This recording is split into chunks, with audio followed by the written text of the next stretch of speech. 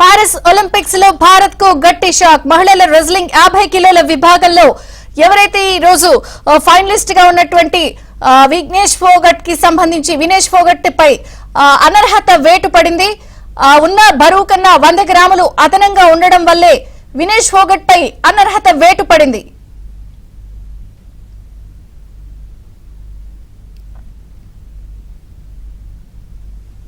So నిర్ణీత బరువు కంటే 100 గ్రాములు అదనంగా బరువు ఉంది అంటూ వినేష్ ఫోగట్ పై ఐఓసీ అనర్హత వేటు వేసింది. సో స్పోర్ట్స్ అనలిస్ట్ వెంకటేష్ గారు మనతో పాటు జాయిన్ అయ్యారు ఫోన్ లైన్ లో, వారితో మాట్లాడదాం.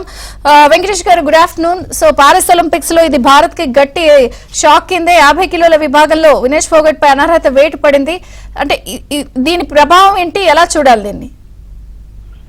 చాలా హార్ట్ బ్రేకింగ్ ఇది విజయ్ చంద్రిక. ఎందుకంటే మెడల్ వచ్చేసింది, సిల్వర్ మెడల్ వచ్చేసింది, మనం సెలబ్రేట్ చేసుకున్నాం. సిల్వర్ మెడల్ మినిమం గ్యారంటీ ఉంది మనకి. ఫైనల్ కూడా గెలవచ్చు, గెలిచి గోల్డ్ మెడల్ తీసుకొస్తుంది.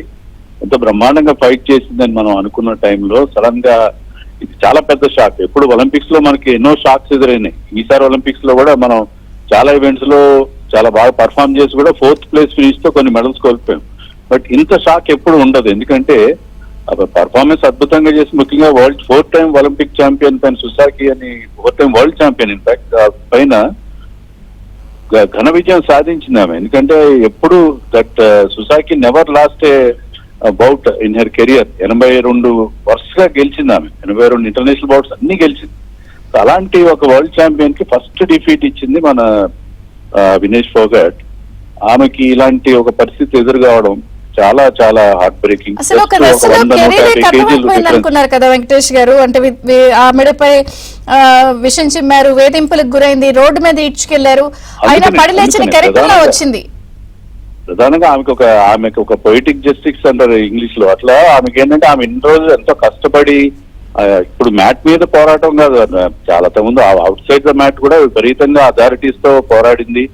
ఎన్నో రోజులు అక్కడ జంతర్ మంతర్ దగ్గర ఉండి, రాత్రి పగలు అక్కడే ఉండి ఆమె చేసిన పోరాటానికి ఒక జస్టిస్ దొరికింది అనుకుంటున్నాం. ఇప్పుడు అందరూ ఎంతగానో దానికి ఈ విజయానికి అవుట్ సైడ్ ఒలింపిక్స్ కూడా గోల్డంత ప్రాధాన్యత ఉంది.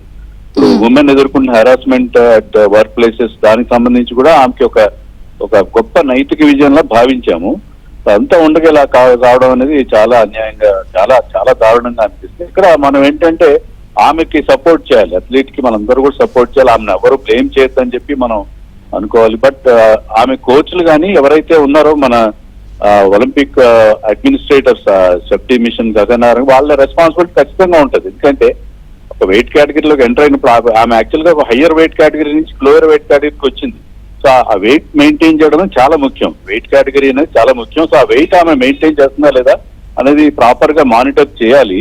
ఆ మానిటర్ చేయలేదు, వాళ్ళు చేయకపోవడం అనేది ఒక చిన్న మిస్టేక్ వల్ల మనం ఒక అంటే అడుగు దూరంలో ఇప్పుడు మనం మెడల్ పోయినట్టేనా? వాట్ నెక్స్ట్ అసలు?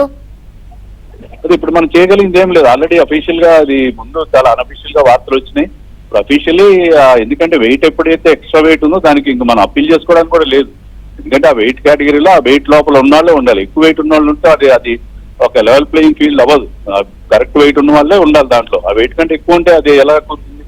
ఆ వెయిట్ కంటే తక్కువ ఉండొచ్చు, అది ఎక్కువ అంటే కొంత తక్కువ ఉన్నా పర్లేదు. అంతేగాని we're weighing more than the weight category, దానికి మనకి ఎలాంటి ఇంకా అప్పీల్ చేసుకోవడం కానీ దీని నుంచి బయటపడడానికి అవకాశం ఉండదు. సో ఆమెకి మెడల్ లాస్ అవుతుంది, తర్వాత డిస్క్వాలిఫై అయిపోయింది. దీంట్లో మనం చేయగలిగింది ఏముంటుందని నేను అనుకోను. అంటే జనరల్ గా వెంకటేష్ గారు, as per my knowledge, general గా కొంత ఇది ఆట బిగిన్ అయ్యే ముందే మానిటర్ చేస్తారు కదా, తర్వాత చేస్తారా? ఆట బిగినే అంటే ఏదో ఒక స్టేజ్ లో చేస్తారు వాళ్ళు, ఏదో ఒక స్టేజ్ లో చేస్తారు వాళ్ళు. They believe in your word. దాన్ని చూసుకో అయితే మన కాంటింజెంట్ ఏదైతే ఉన్నారో వాళ్ళు మెయింటైన్ చేసి చూసుకోవాలి. వెదర్ అథ్లీట్ ఆ వెయిట్ కేటగిరీ, ముఖ్యంగా ఇవన్నీ కూడా వెయిట్ కేటగిరీ ఆధారంగా జరిగే పోటీలు. వెయిట్ కేటగిరీలో ఆమె ఫిట్ ఇన్ అవుతుందా లేదా? పర్టికులర్లీ వినేష్ ఫోగట్ ఇంతకుముందు నాకు తెలిసిన 55 kg కేటగిరీ నుంచి ఇప్పుడు లోయర్ కేటగిరీకి వచ్చింది. ఆమె వెయిట్ తగ్గించుకుని ఈ కేటగిరీలోకి వచ్చినప్పుడు మరి ఆమె వెయిట్ మెయింటైన్ చేస్తుందా లేదా? మళ్ళీ పాత వెయిట్ కి ఈజీగా వెళ్ళిపోతుంటారు చాలా వరకు మన శరీర తత్వాన్ని బట్టి. సో అది చూసుకోవాలి, దాన్ని మానిటర్ చాలా కేర్ఫుల్ గా మానిటర్ చేసుకోవాలి. ఇది ఖచ్చితంగా చాలా ఒక అలసత్వంగా మనం చెప్పాలి. దానికి ఆమె తప్పు పట్టడానికి లేదు. ఆమెకి ఎవరైతే కోచ్ ఉన్నారో లేకపోతే ఆమె ఎవరైతే ఆ సపోర్ట్ స్టాఫ్ ఉన్నారో వాళ్ళ మిస్టేక్ గా నేను భావిస్తాను.